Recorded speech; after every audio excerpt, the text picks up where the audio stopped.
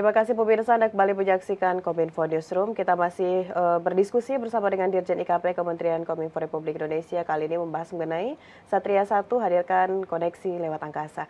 Baik Pak Dirjen, sudah menjelaskan tadi tujuan dan manfaat dari satelit Satria 1 ini. Nah sekarang Pak, untuk penerima manfaat dari Satria 1 ini siapa saja Pak Dirjen nantinya?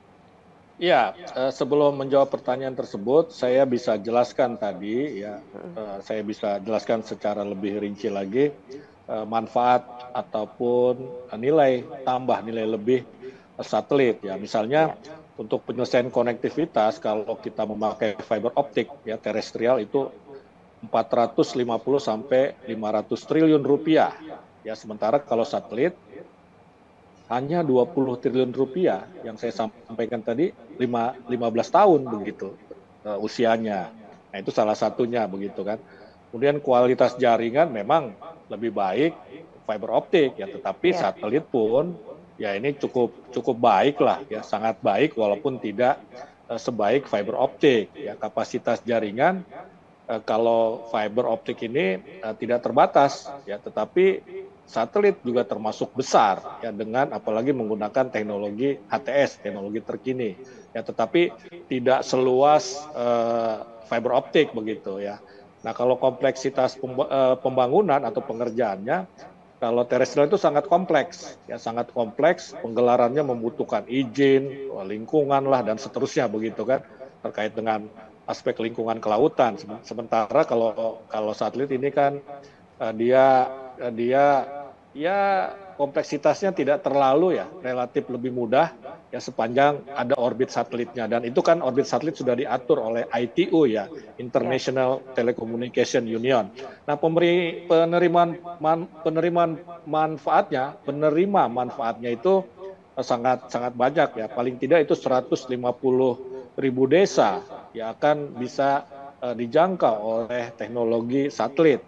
Dan itu bisa digunakan misalnya untuk sekolah-sekolah, ya baik SD, SMP, SMA, SMK, madrasah, pesantren, begitu. Nah, kalau ada ujian berbasis komputer, ini jadi lebih mudah para peserta didik, begitu.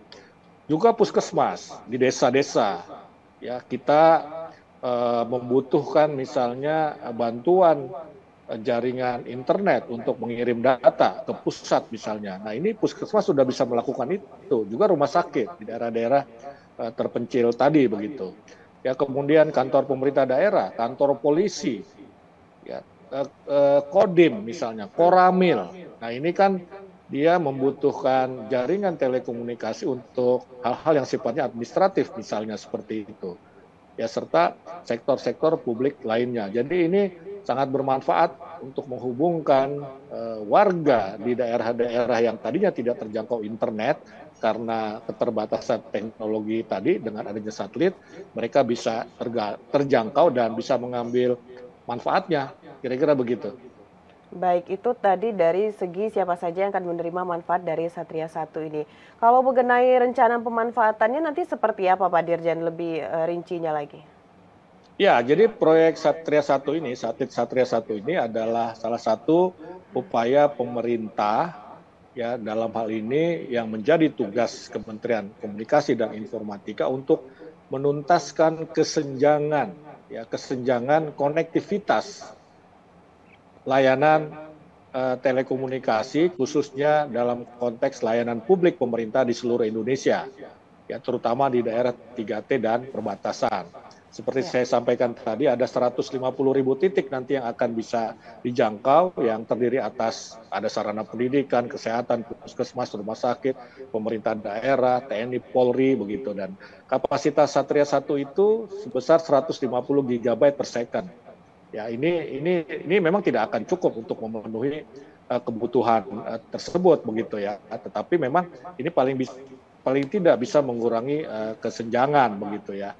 Bisa mengurangi kesenjangan, ya bisa per titik itu bisa dilayani minimal ya 1 megabyte per second Mbps ya. Dan konsep operasinya ini terdiri dari dua sistem utama, yakni space segment dan ground segment.